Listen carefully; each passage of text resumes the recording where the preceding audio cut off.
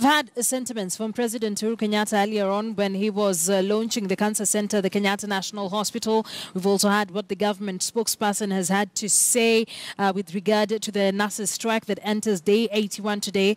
Let's now listen to the nurses' side. Joining me in studio now is the Secretary General of the Kenya National Union of Nurses, Seth Panyako. Thank you very much for joining us here in studio. You. I will just let you first react to what we've had government spokesperson Eric Kiraitha say. I think first I recognize that he's speaking. I don't know whether for himself or for the government. But well, he's a government spokesperson. I want to welcome. I know I've been a government officer and I know there's a procedure before you issue a statement on behalf of the government that must be followed. But I want to maybe draw his attention that the strike did not begin because of the elections. It has been a process that began way in 2012 when we started fighting for this union. And the same issues we were raising in 2012 are the same issues raised in 2013, 2014, 2015, 2016. So it has been a process. We have not gone on strike because of an industrial action or because of the election. If we went on strike because of election, then we will have ended the strike because the elections are now over. But I can tell you for free that nurses of this country are willing to stretch even for 1 year if they are not going to be listened to and if issues are not going to be addressed. Well, some of the things that Kiraitha there raises is that we have new governors in office now, some of them, most of them, with no experience in working in the public service. The induction process is not there yet. So it's saying that you go back to work, then you'll sort this out later. It is so unfortunate because the governors are not the people who negotiate collective bargaining agreements. Collective bargaining agreements are negotiated by the county public service boards, who are principally employers on behalf of the county government. So the county public service boards are in office for 2 years. Their term has not expired. They only advise the Council of Governors. Honorable Nanok, who is the chair of the Council of Governors, has been re-elected. So he is not new in office. So the issue of Kiraitha saying that the governors are new as if unions negotiate with the governors, that is lack of knowledge on how public sector operate and who negotiate on behalf of the government and who negotiate on behalf of the union. The organs within the county government that are mandated to negotiate with the trade unions is the county public service boards. And they're clearly in place. Their term has not expired.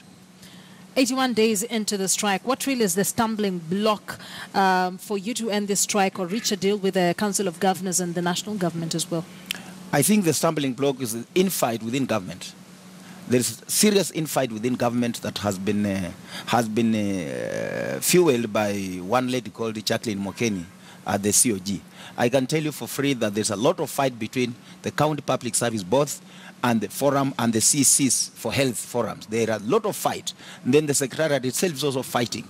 And that is why when you saw they took a dispute to the Minister of Labour, no one is asking where that dispute went.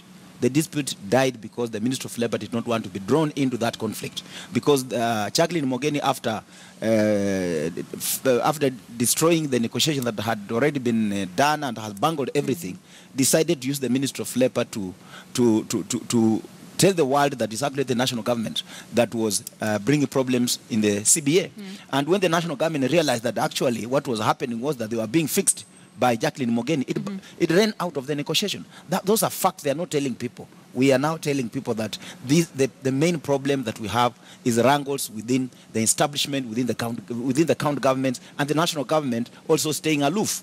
So it is not that that Jacqueline Mogeni is the sender of the problems that we have with the CBA. But you mentioned infighting. We've also seen infighting in your union as well, leading to even the expulsion of John B., the chairman. Yeah, I can tell you that there's infighting in government because I've mentioned institutions. Yes. That the county public service boards are in war with the CC's forums.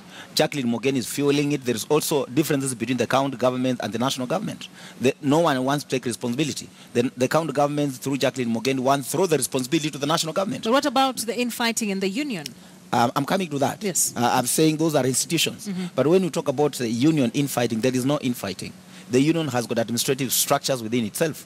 And when there's an errand member and the union takes a disciplinary measure and that member is removed procedurally from the union leadership, nobody, even a court of law, cannot impose a litter on the nurses. As far as we are concerned, the National Executive Council is concerned, it's composed of 15 members. And when one member has been expelled, you cannot come and say there's a wrangle. There cannot be a wrangle when only one person has been removed from the leadership. Procedurally, if you cannot yourself submit yourself to the instrument that govern you, who do you think you are? John B is not above the union constitution, nor above the laws of the land, but let him continue hanging in the courts. But at the end of the day, he cannot fight 26,000 nurses. He cannot. This union belongs to nurses. It does not belong to John B. And he can hang in the courts. He can be assisted by Jacqueline Mogeni. Sarah Zerem can assist her. Jose Achilles, all those people can assist him. But at the end of the day, the nurses do not want him. They have thrown him out of the leadership of the union, and that is final. It is not even worth for me to talk about that. We should be talking about how we shall resolve this issue. Both John B. and the Council of Governors have termed this strike as illegal. And those are some of the issues that you had to deal with at the beginning of the strike, the legality of this action itself. That is why I'm telling you that you cannot have a person purporting to be an official leading people and going out saying that he wants all the 26,000 nurses to be dismissed because they are participating in an illegal strike. You must be a stupid person. You must be a lunatic. It's only a lunatic who can behave like that, or a psychopath. Because a psychopath does something wrong, and when he goes to the next place, he doesn't know he's done something wrong. You cannot be a leader. Even, for example, if the strike was not protected, I will not, as a leader, go out there and tell people, oh, the strike is not protected. We have led strikes before, even when I was still in Kenyatta. Some of those strikes we used to go ourselves, even without the general secretary knowing that we are going to strike. When the general secretary comes on the table, he will tell the director, you see, these people are out. They have a valid reason why they are out. Let us forget whether the strike is legal or illegal. But you cannot have a person purporting to be an official of the union and goes to court to sue that the nurses should be dismissed because they are participating in an illegal strike. I think that man is a lunatic. He's a madman. He should be taken to Mathare. We can tone down on that because he's not here to defend himself. And it is not important even to discuss about that. He's not here to defend himself. But when's the last time you had negotiations with the Council of Governors or the national government or any other stakeholder? We had a meeting as early as yesterday. We had a meeting with the national government yesterday. And I can tell you for free that the meeting was very cordial, and we are looking forward to... I know there's issues of change of government. There's going to be disorganization of government. Some people will leave government, some will remain. So maybe those who feel like they are leaving government are not concerned. They are not interested. Sometimes when you're in a meeting and you see somebody is even sleeping, has switched off, you realize that this one is not serious. But what I know is that we had a meeting with the national government yesterday, and we are looking forward to having a resolution for the strike within the National Referral Health Facilities. That's Mathare National Hospital and spinal injury. If we are going to agree, and I think if all goes well by the end of next week, we may have something agreeable to both parties. And the Mathare nurses and spinal injury nurses can go back to work.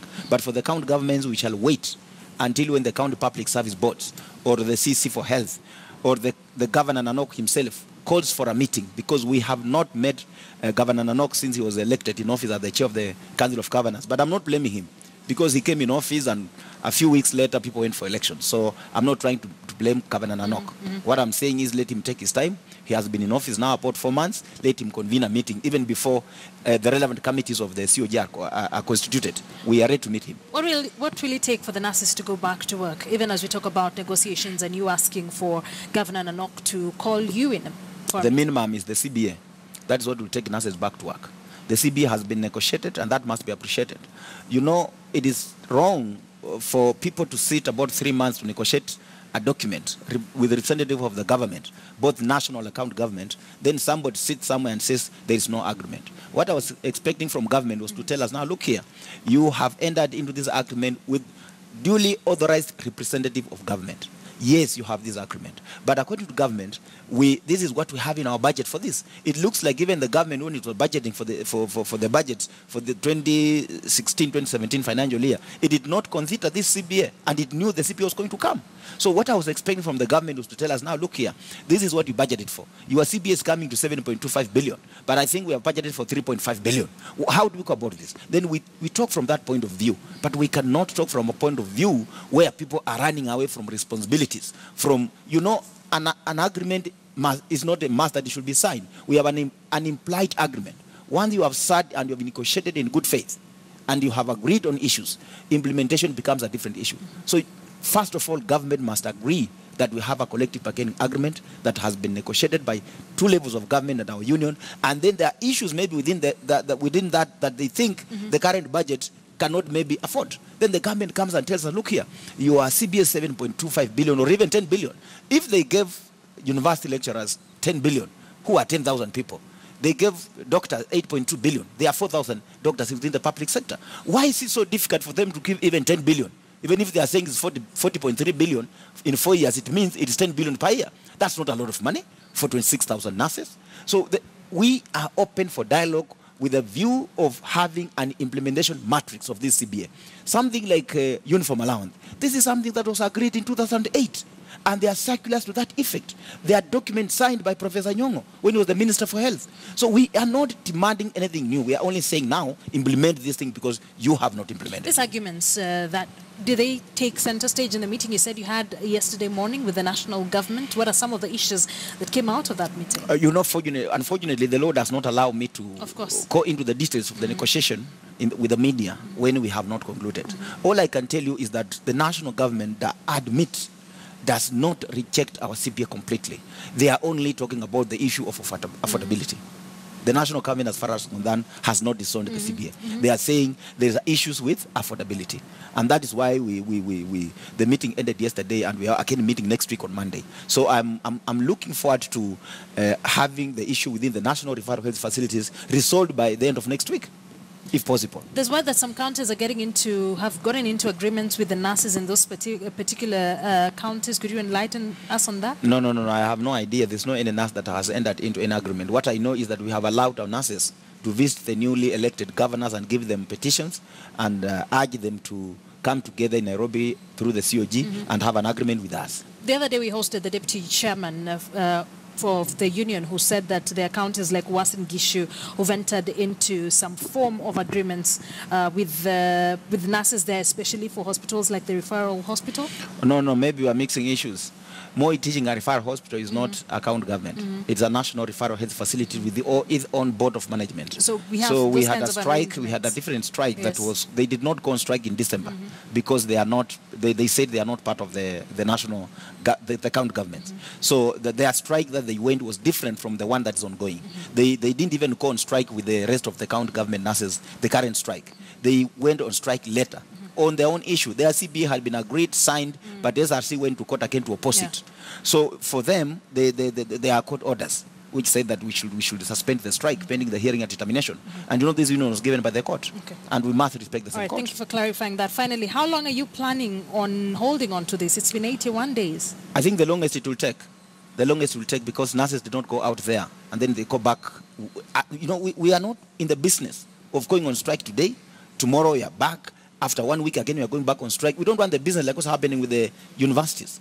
I hear they also want to go back to strike. We don't want that. We want to resolve this thing, and we want to have 4 years of participating in improving healthcare services to our people. We want to have time to talk with the government and the employer on how we can improve service delivery. We are tired with every day we are talking about CBA. We want to concentrate on areas that will improve healthcare delivery to our people. Seth Panyako is the Secretary General of the Kenya National Union of Nurses, says there will